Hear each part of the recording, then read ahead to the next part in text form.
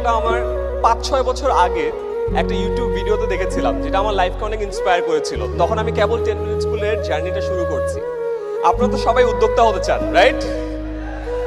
উদ্যোক্তা হতে চান তো? ইয়েস। সো এই গল্পে বলে একটা স্পেশাল গাছের কথা বলে।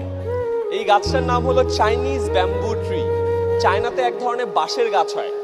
সো এই বাঁশ গাছে যখন আপনি বীজ বপন করবেন, 1 দিন 2 দিন পানি দিবেন, গাছটা বড় হয় না। 1 মাস 2 মাস পানি দিবেন, গাছটা বড় হয় না। সার দেন, যত্ন করেন, কোনোভাবেই গাছটা বড় হয় না। 1 বছর বীজ থেকে চারা গাছ অঙ্কুরিত হয় না।